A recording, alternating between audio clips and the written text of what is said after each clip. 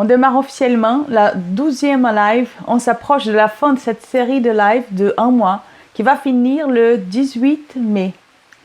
Et des thèmes toujours très actuels, très importants, des thèmes intéressants parce qu'ils vont vous aider à vous positionner selon toutes les modes qui passent.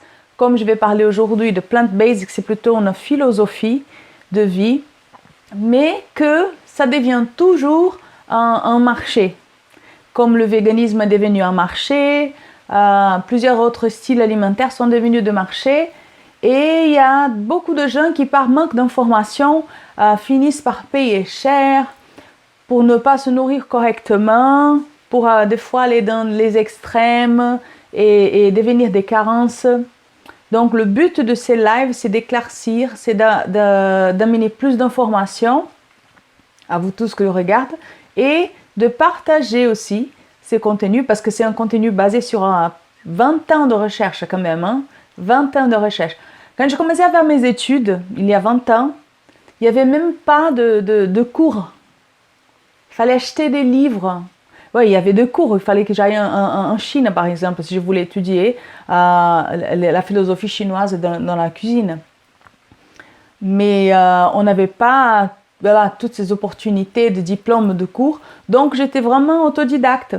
Parce que il y a 20 ans, on avait des groupes de personnes qui faisaient les démarches, qui sentaient déjà qu'est-ce qui allait venir avec l'alimentation industrielle. Et que je fais partie de ces premiers groupes qui ont essayé de se préserver des dégâts parce que on avait des informations, on savait déjà qu'est-ce que c'était l'alimentation industrielle. Donc on a commencé à découvrir des choses qui existaient déjà. Donc toujours existé des gens qui mangeaient plant-based, ou raw food, ou vegan, ou végétarien, ça a toujours existé selon les cultures des peuples. Mais comme je vous ai dit, il y a 20 ans, quand j'ai commencé à faire ces études, c'était vraiment, il fallait prendre des bouquins, se renseigner, bienvenue! Il fallait prendre des bouquins, se renseigner, découvrir, et c'est ce que je partage dans cette série de lives. Donc aujourd'hui, on va parler d'un thème qui est peut-être nouveau pour certains, c'est un type d'alimentation, qui est aussi une philosophie, c'est le plant-based. Ce sont des termes qui viennent en anglais, comme vegan, raw food, j'ai dit tout à l'heure, plant-based. Ce sont des termes en anglais. Ça peut paraître un peu des modismes, une mode de plus, mais comme je vous ai dit, c'est une philosophie de vie, ça existe depuis très longtemps.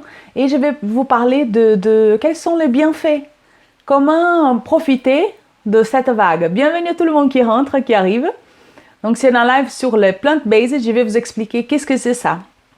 Donc le nom en anglais, plant-based, si on le traduit carrément, ça fait à base de plantes.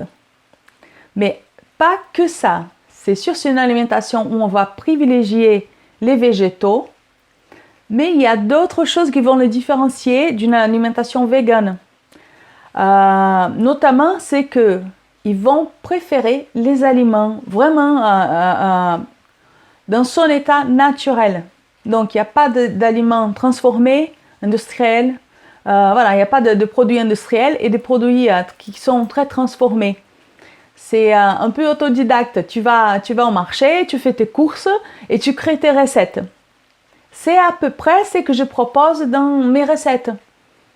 Si vous allez sur mon site ou sur YouTube, vous verrez que toutes les recettes, pratiquement toutes les recettes sont à base de plantes. Et le but, c'est quoi? C'est de profiter à 100% les bienfaits des aliments, les nutriments, tous leurs composants génétiques, nutritionnels. Donc le but de tout préparer au moment, ou de préparer mais pas trop transformé quand même. On peut faire quelques compotes, on peut faire des sauces, on peut pré-organiser certains plats, certaines recettes et les utiliser au long de la semaine par exemple. On peut les caser avec d'autres types de recettes pour que ce soit plus aussi pratique. Si c'est pas pratique, on sait que ça va pas marcher de toute façon. Donc le plant-based c'est ça, c'est vraiment à base de plantes, 100% végétales et voilà, ils évitent vraiment au maximum les produits industriels. La différence alors entre le véganisme et le végétarianisme, c'est que dans le véganisme, ils vont consommer des plantes. Il n'y a pas d'animal, il n'y a rien d'origine animale, même pas le miel, parce que voilà, le miel c'est produit par des êtres, même si ce n'est pas des animaux. En fait, voilà, le véganisme va respecter tous les êtres vivants qui ne sont pas du monde végétal. Parce que dans le véganisme, ils considèrent que le monde végétal, l'utilité, son but, sa mission, c'est de nourrir les autres êtres. Donc c'est pour ça que le miel n'est pas utilisé par les végans, ainsi que tout le produit de cuir. Mais là, c'est juste pour vous montrer la différence. Les végans, ils vont pas manger, ils vont consommer rien d'origine animale. Par contre, ils vont consommer des produits industriels qui n'ont pas de viande, qui n'ont pas de lait. Ça, c'est la différence. La plant-based, il n'y a pas d'industriel. C'est vraiment le plus proche possible de la nature. Le véganisme, c'est vraiment rien d'origine animale. Le végétarianisme, c'est entre les deux. On va privilégier les végétaux, mais il y a la consommation de lait, des œufs. Voilà, il y a un petit peu de consommation. Pour les végétariens, il n'y a pas la mort de l'animal. Mais si c'est un produit qui ne va pas provoquer la mort de l'animal, si on ne doit pas abattre un animal, on peut consommer, on va consommer ces aliments. Ça, c'est la vision à peu près bien résumée du végétarianisme. Donc, peut-être que ça vous fait beaucoup de termes, mais c'est bien de comprendre, c'est bien d'être informé, parce que j'ai déjà vu des gens dans un restaurant 5 étoiles, des gens qui travaillaient dans le restaurant, des chefs qui disaient que dans les plats végétariens, il y a du poisson. Non, parce que le poisson est mort. Il n'y a pas de poisson. Végétarien, c'est ça. On peut consommer du lait, des œufs, du fromage, par exemple, le produit laitier, parce qu'on n'a pas eu besoin d'abattre l'animal. Ouais. Et là, j'ai juste une parenthèse, je vais vous ramener à mon avis, la question principale. C'est pour ça qu'aujourd'hui, même si je ne mange pas de viande, et j'évite je n'ai pas très envie en fait de manger de produits animaux. Je ne me considère pas végane parce que je pense que le plus important, c'est combattre, c'est l'agro-industrie qui a provoqué toute cette chaîne démoniaque. À mon avis, je pense que voilà, s'il faut éviter quelque chose, c'est vraiment éviter l'industriel. Et dans ce contexte, je me sens plus proche de plant-based parce qu'on va essayer, voilà, on va en marcher, on va faire un peu à l'ancienne. En fait, plant-based, si on va voir, c'est un peu à l'ancienne, l'alimentation à l'ancienne. Et donc voilà, parce que tu vois, si je dis que je suis végane, je ne mange rien d'origine animale, mais que je suis en train d'acheter tous mes produits chez Leclerc, d'accord, quelque part, je stimule, je protège la nature quelque part, dans le sens où, voilà, ils vont pas abattre des animaux, ça va diminuer la déforestation, il y a plein d'autres choses que je parlais dans la live sur les protéines végétales. Mais le but de la question, c'est quoi?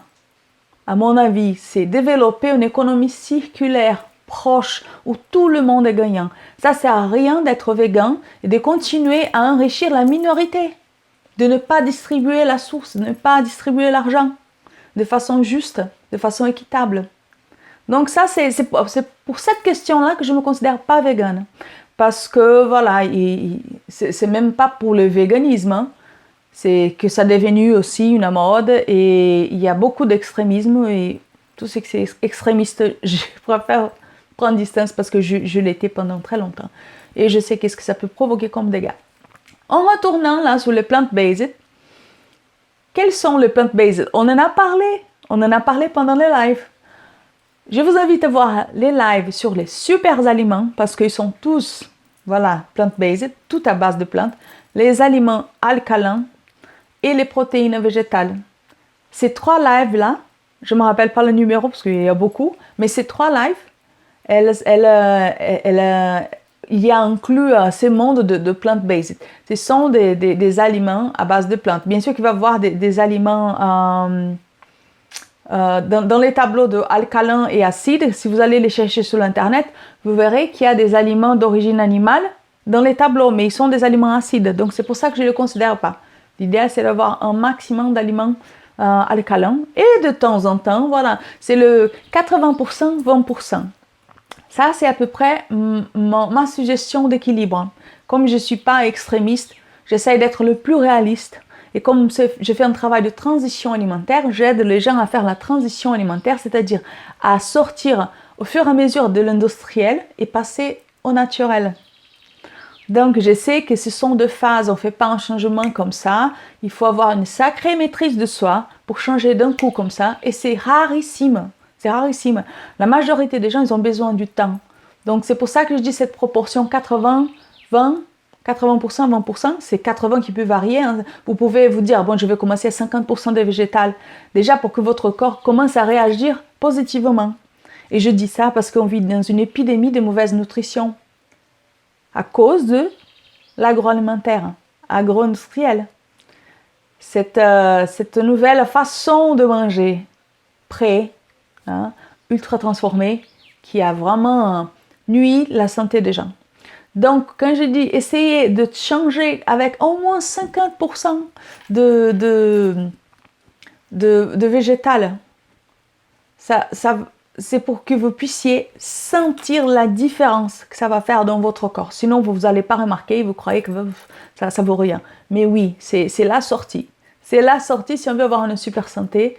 C'est de diminuer un maximum notre consommation industrielle et animale parce que voilà, c'est un fait, c'est pas une question de choix, mais c'est un fait. Les aliments de protéines, les aliments d'origine animale, ils sont très acides dans notre corps. Donc, il faut trouver cet équilibre. Il faut diminuer sa consommation, si vous ne voulez pas l'arrêter, et garder une plus grande quantité de produits végétaux locaux et des saisons. Ah, merci Pascal, bon sujet. Merci, c'est bien que ça te plaise. Tu vois, comme c'est très, très, très complet, hein, j'aborde plusieurs sujets justement pour que les gens puissent avoir une idée plus globale, plus holistique de l'alimentation et du corps. Donc, pourquoi j'ai dit ça aussi, de passer graduellement à un plus grand pourcentage de végétal? Parce qu'ils ont plus d'antioxydants, mais énormément plus. Je vous invite à voir la live sur les protéines végétales où je parle de la concentration des antioxydants dans les protéines végétales et les protéines animales. Les antioxydants sont les substances, si vous venez aujourd'hui, vous n'avez jamais entendu parler des antioxydants. Ce sont des produits, ce sont des substances qui défendent notre corps, qui montent notre immunité, va combattre toutes les maladies, les inflammations, les infections, le vieillissement du corps. Donc c'est un nectar de vie quelque part. C'est dans les films qu'on voit, les films de science-fiction qui cherchent la substance, la poudre magique. C'est cette substance magique qui donne la vie et qui rajeunit. C'est ça. Ce sont les antioxydants qui sont présents dans tous les végétaux. Donc l'intérêt d'avoir une plus grande consommation des aliments végétaux. Donc voilà, ils ont plus d'antioxydants, ils vont faire monter l'immunité, ils ont beaucoup plus de vitamines, de sels minéraux. Voilà, plus on rajoute, plus c'est varié, plus c'est local des saisons, plus c'est équilibré. Et là, vous serez tranquille par rapport à votre santé parce qu'elle aura la dose nécessaire pour s'en sortir, pour traverser ces voyages. Donc, il y a aussi l'aspect personnel et planétaire. Donc, je dis toujours le monde interne et le monde externe. Il y a quelques données que je vais vous passer ici qui correspondent à des données que je passais quand je parlais de protéines végétales. Et je vais laisser des liens aussi pour que vous puissiez approfondir votre recherche. Il y a un documentaire merveilleux, il est sur Internet et sur Netflix, Game Changers, où il parle du pouvoir des plantes avec beaucoup de recherches scientifiques. C'est incroyable, je vous invite à voir. C'est vraiment merveilleux. Donc, je vais vous donner quelques chiffres pour votre monde interne et pour votre monde externe. Donc, personnellement, votre monde interne, la consommation privilégiée des végétaux, ça va diminuer de 78% les risques de diabète de type 2, 53% de réduction de Alzheimer, 55% de diminution de problèmes de tension artérielle, 34% de diminution de cancer chez les femmes, 32% de diminution des maladies cardiovasculaires. C'est pas n'importe quoi, hein? Donc t'imagines, ça diminue. C'est pour ça que j'ai dit, si vous passez 50%, vous pouvez déjà ressentir ces bienfaits. Vous allez diminuer le risque de maladie grâce à la présence des antioxydants et grâce à cette richesse que le monde végétal nous apporte avec tellement de nutriments. C'est vraiment une bombe de vie. Quand je parlais de raw food la dernière live avant-hier, je parlais aussi de ce pouvoir. Donc, disons que raw food, ça fait partie aussi de plant-based parce que voilà, raw food, c'est vraiment plantes, des plantes. Et normalement, c'est des plantes qu'on produit parce que c'est à nous, on va germer, on peut acheter aussi les produits germés. Mais normalement, les gens qui consomment raw food germés sont eux-mêmes qui préparent. Donc voilà, sont presque des jumeaux, plant-based raw food.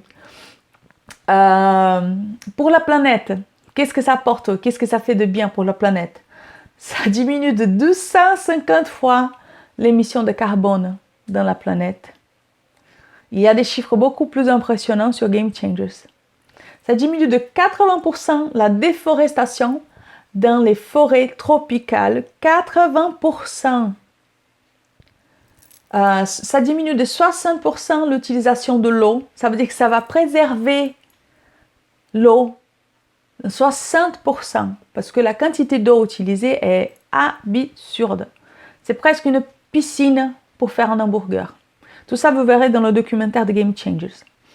C'est vraiment un documentaire, ce sont vraiment des informations et des recherches qui nous déchirent le voile de l'ignorance, de la manipulation, de médias, parce qu'il y a un lobbyisme hallucinant dans les secteurs agropecuaires. Je ne sais pas si c'est comme ça qu'on dit en France, mais je crois que c'est ça. Voilà, ça va diminuer aussi de 30 fois l'utilisation des terres. Donc voilà, si on utilise moins de terres, on préserve plus les forêts.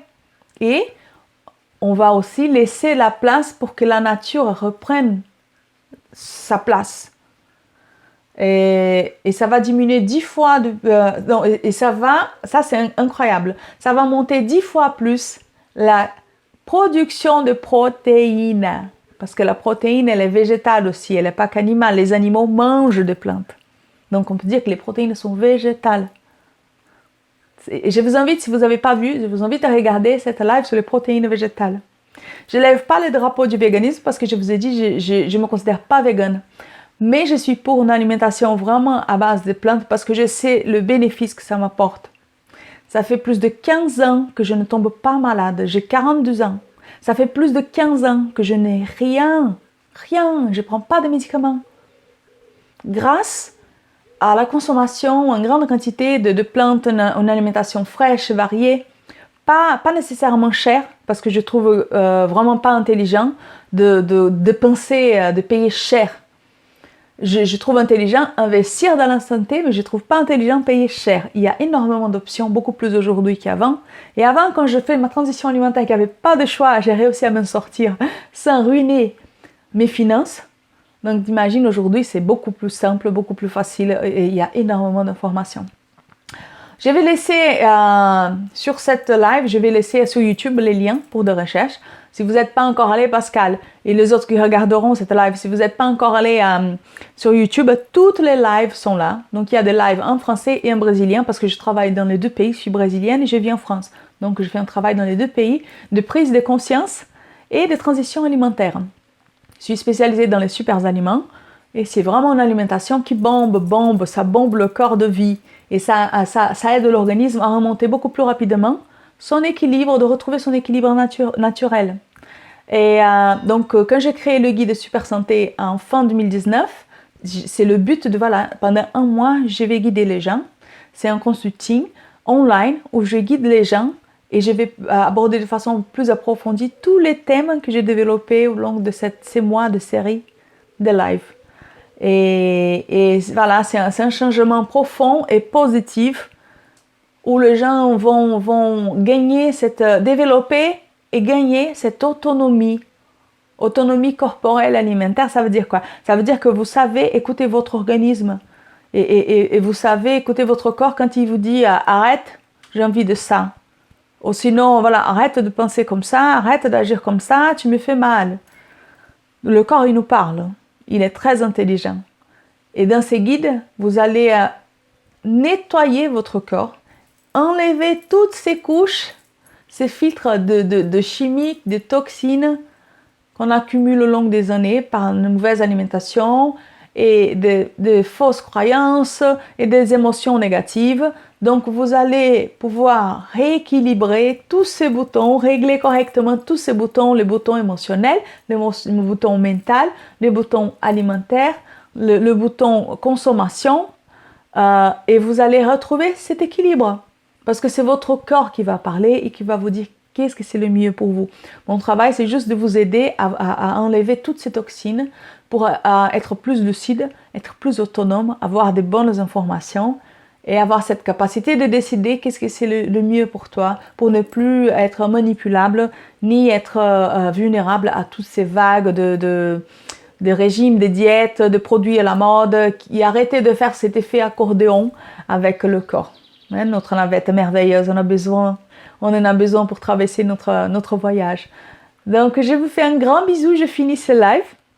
Et je vous invite à voir les autres lives si vous n'avez pas encore vu sur YouTube, notamment sur les super aliments, les aliments alcalins et les protéines végétales, où ça va renforcer tout ce que j'ai dit aujourd'hui. Aussi, la live d'avant-hier, Raw Food.